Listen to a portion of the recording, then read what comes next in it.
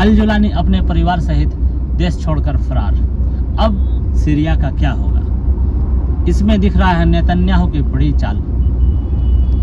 Israel हर मोर्चे पर Iran सहित सभी मुस्लिम देशों को धोखा पर धोखा करते आ रहा है। युद्ध विराम का भी उतना ही उल्लंघन किया। यहाँ तक कि कई राष्ट्रों ने तो बेंजामिन नेतन्याहू को युद्ध अपराधी तक घोषित कर दिया। अब सवाल उठता है कि कौन सी अदालत में इसके फैसले होंगे? वो बच्चे मारे जा रहे हैं, वो बेजुबान मारे जा रहे हैं, और बड़े जो राहत लेने जा रहे हैं, भोजन लेने जा रहे हैं, उन निहत्थों पर IDF गोलियां चला रही है। आखिर सवाल उठता है कि इतनी बर्बरता क्यों?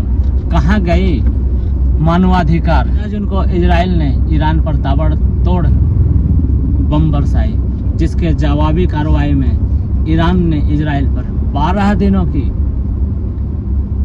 मिसाइल हमले में नेतन्याहू को अपना फूफा याद दिला दिया। फिर इजराइल की जनता को ह्यूमन राइट नजर आने लगा। लेकिन सवाल उठता है कि गाजा के मारे जा रहे हैं बच्चों का ह्यूमन राइट कहाँ गया?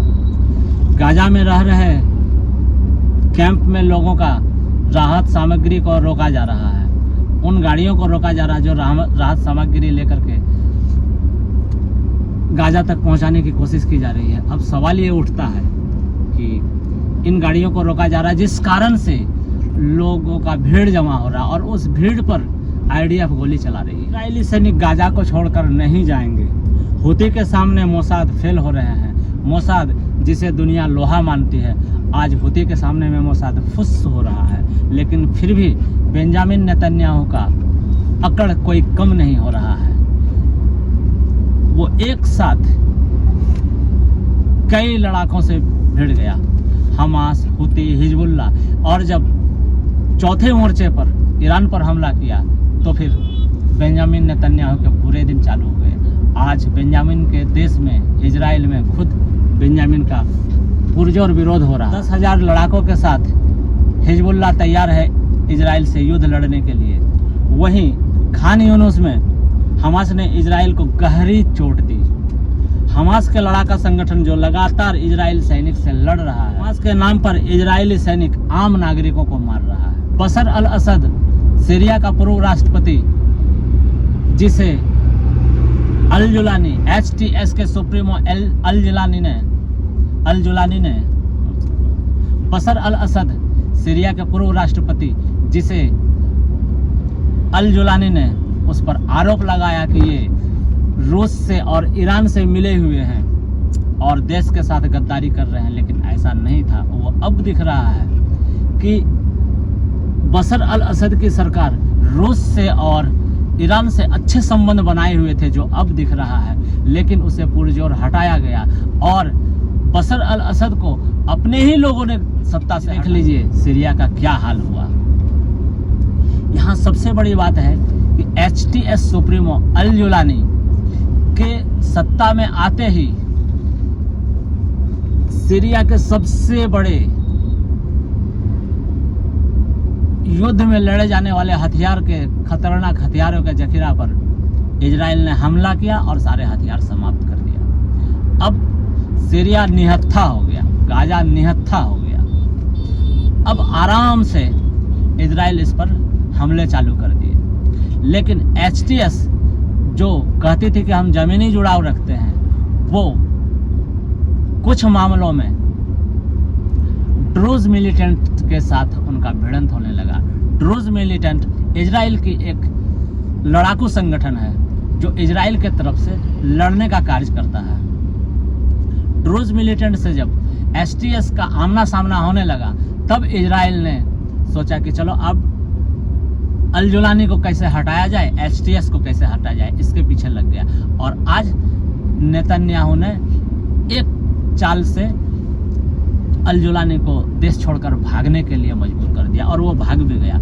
हो सकता है अल जुलानी खुद बेंजामिन के ही द्वारा तैयार किया गया आतंकी हो, क्योंकि बेंजामिन नेतन्याहू इजराइल तो पहले अल जुलानी को ही बता रहा था कि आतंकी संगठन है। फिर अल जुलानी के आने के बाद अमेरिका और इजराइल ने मिलकर इतना सारा नरसंहार किया गाजा और सीरिया का। क्योंकि वो इसके इशारे पर नाच रहे थे। अगर ऐसा नहीं है तो फिर वो भागा क्यों? आज देश की जनता को छोड़ दिया और यूं ही भाग गया। इसी बीच एक बड़ी खबर आ रही है तुर्की के राष्ट्रपति एर्दोगान की। उन्होंने साफ साफ कहा कि इजराइल गाजा पर, सीरिया पर बमबारी बंद करे, अन्यथा हम हिस्टोरिकल सेरेमनी भेजेंगे। और आज ही के दिन की बात कही गई है, आज शुक्रवार का दिन है और आज के दिन की बात कही गई है।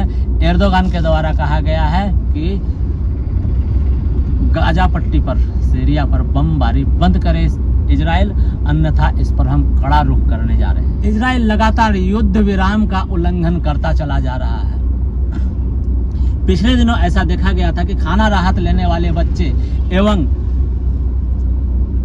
बड़े जो बच्चों के लिए खाना लेने गए हैं, अचानक एक धमाका होता है और दर्जनों लोगों के चिथड़े उड़ जाते हैं और सैकड़ों लोग घायल होते हैं।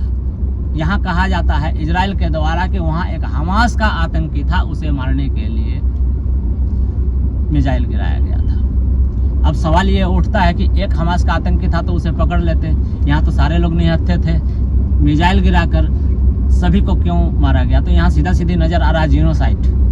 ये एक आतंकी लड़ाई बोलकर इजराइल ने जंग का शुरुआत किया, लेकिन ये धीरे धीरे कहीं ना कहीं धर्म युद्ध में परिवर्तन होता चला जा रहा है।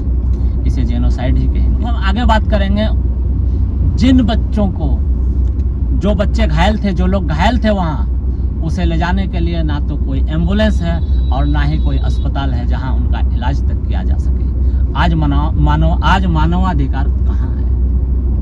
आज मानवाधिकार कहाँ है? सवाल ये उठता है, क्योंकि 12 दिन के युद्ध में जब नेतन्याहू को, ईरान ने जब 12 दिन तक मिसाइल बरसाए इजराइल पर, तो नेतन्याहू को अपना फूफाजी याद आ गया। इजराइल के आम नागरिकों को मानवाधिकार याद आने लगा। आज का मानवाधिकार कहाँ है? अल जुलानी के फरार होते ही अब वहाँ सत्ता परिवर्तन का खेल चल रहा है। ये इजराइल और अमेरिका के द्वारा ऐसा चल रहा है। अमेरिका जो शांति की बात करती है वो शांति का बात नहीं करता, उसे तो सिर्फ अपना बेस चाहिए और हथियार बेचने के लिए बाजार चाहिए, जो अब तक किया है। इजराइल, जिसे अमेरिका ने मोहरा बनाकर चाह रहा है कि हमें जमीन मुहैया कराओ, प्लॉट की बात कर रहे थे। कुछ दिनों पहले आप सुन रहे होंगे कि ट्रंप ने कहा कि प्लॉट खाली करके चाहिए। ये प्लॉट कौन सा? ये जो लिखता है ग्रेटर इजराइल, ये ग्रेटर कहाँ से हो रहा है? आसपास के सभी मुस्लिम देशों को काट काट कर, ये छीन कर ग्रेटर इजराइल बनाने की कोशिश कर। होती लड़ाकों से नहीं लड़ सकता है इजराइल, इसीलिए अमेरिका से मदद की मांग कर रहा है। और होती लड़ाके लाल सागर में चारों खाने चित कर दिए इजराइल को। इसके 2 अब तक जहाज़ों को डुबो दिया गया, तीसरा जहाज़ पर अभी विवाद चल रहा है।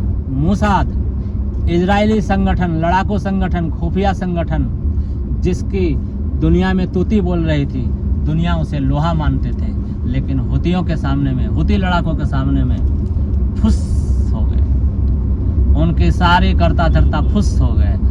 आज मोसाद को समझ में नहीं आ रहा है कि क्या हो रहा है, वो कहाँ से हमले कर रहे हैं, कैसे कर रहे हैं, उन्हें कुछ नहीं समझ में आ रहा है। आज पूरी तरह से मोसाद फेल है। और ये मोसाद कोई इजराइल बता रहा है ये लड़ाकू संगठन है, ये लड़ाका संगठन कम, ये आतंकी संगठन ज़्यादा नजर आता है। मोसाद नहीं, ये फसाद है। ये फसाद किस प्रकार से लगाते हैं, अब आप इसको समझिए।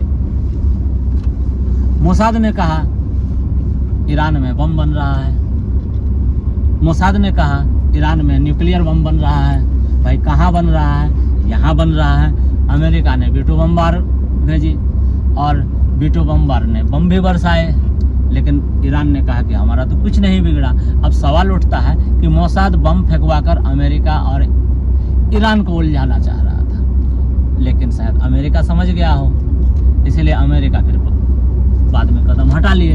अमेरिका ने तो यहाँ तक कहा कि सीज फायर करो और लड़ाई बंद करो नेतन्याहू से, लेकिन नेतन्याहू क्या किया? सीज फायर के आड़ में भी लगातार मिसाइल बरसाता रहा, युद्ध विराम का उल्लंघन किया।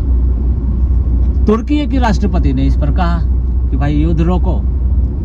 ईरान से भी कहा गया, ये किसी का सुन नहीं रहा। अब 20 से भी अधिक मुस्लिम देश एक साथ हो रहे हैं इजराइल के खिलाफ में। इजराइल का क्या होगा? विनाशकालीन विपरीत बुद्धि।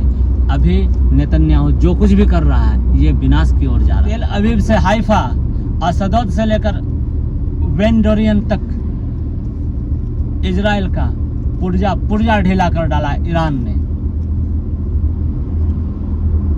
ईरान के मिलिट्री कमांडो की तरफ से कहा गया है अगर इजराइल दोबारा इस तरह का हमले का हरकत करता है तो इसे बख्शा नहीं जाएगा।